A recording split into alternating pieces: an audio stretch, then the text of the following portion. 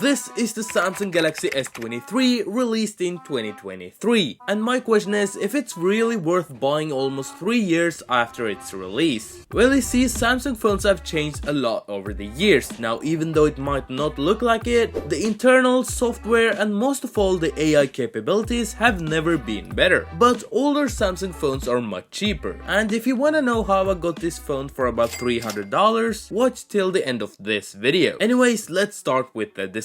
The S23 has armor aluminum rounded edges and a glass back with 3 cameras. I've been using this phone without a case, and honestly it is super comfortable to hold and use. As for the screen, this phone has a 6.1-inch dynamic AMOLED 120Hz always on display with the hole punch camera at the top. Overall, the display is vibrant, colorful and very color accurate thanks to the AMOLED panel, and it can also reach up to 1200 nits of peak brightness. In other words, it can handle direct sunlight very well. However, I have 2 small issues with the screen itself. The bezels around the display are mostly even, except at the bottom. The bottom bezel is just ever so slightly thicker than the rest. Now, you won't generally notice it during everyday use, but it kinda bugs me a bit. The second issue, however, is far more serious, and I've received a lot of comments about it. The green and the pink line issue. I personally haven't had any green line problems, but I do sometimes get a pink line right about here. Fortunately, it's not permanent and doesn't cause any harm, but it can be different on other Samsung phones. This is something worth noticing if you're considering buying one of the phones in the S23 series or earlier. Now let's rewind to the cameras. The S23 has a 50 megapixel main camera, a 12 megapixel ultra-wide and a 10 megapixel telephoto camera. On the front there's also a 12 megapixel selfie camera. The 50 megapixel camera can capture some amazing photos in good lighting. The images are sharp, detailed, have a high contrast and excellent depth, preserving even the smallest detail. It also performs surprisingly well in low light conditions. The ultra-wide camera, well, can take some nice ultra-wide shots, and the colors and resolution are fairly accurate, much like the main camera. But my favorite lens on this phone has to be the telephoto one. The telephoto lens can zoom in about 3 times optically. Digitally, however, it can zoom in about 30 times, which is insane. Pictures taken with 3 times optical zoom looks amazing. Beyond that though,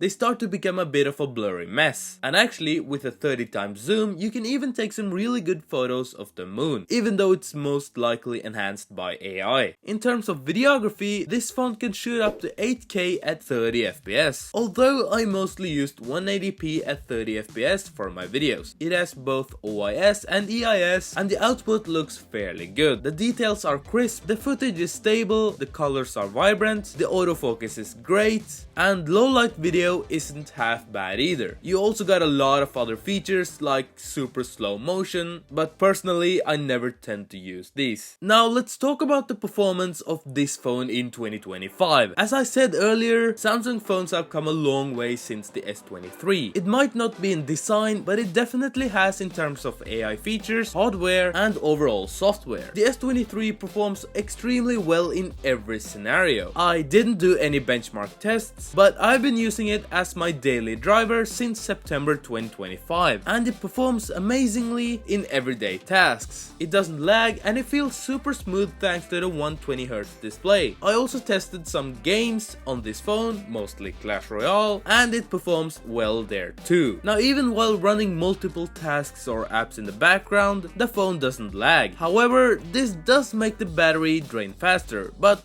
we'll get into that a bit later. The S23 is currently running the newest One UI 8, but it only has one major software update left, which is something to consider before buying this phone. And since it has the latest software, for now at least, it also includes many of the newest Galaxy AI features, like circle to search and photo editing, among others. Now let's talk about the battery. This phone has a 3900 mAh battery, and I've heard many people complain about how small it is and how short it lasts. However, in my opinion and based off my experience, it lasts a full day with my usage, which is more than enough for me. And if I'm careful and avoid doom scrolling throughout the day, the phone can last about 1.5 to 2 days. All in all, this is a great phone to own in 2025 and 2026. It's smooth, the battery lasts a day, and the cameras are insanely good. There are some small issues that can occur, like the green or pink line issue. However, I still think it's a great and very usable phone, especially if you can get it for super cheap, like I did. Now there's a trick to buying cheaper phones. You can either go for used one or a brand new one. If you're looking for a brand new phone like I did, you really have to dig. You can find unopened, brand new phones on websites like eBay or Facebook Marketplace. I personally bought mine on finn.no since I live in Norway. Anyways, that's it for this video. Thank you so much for watching and subscribe for more videos.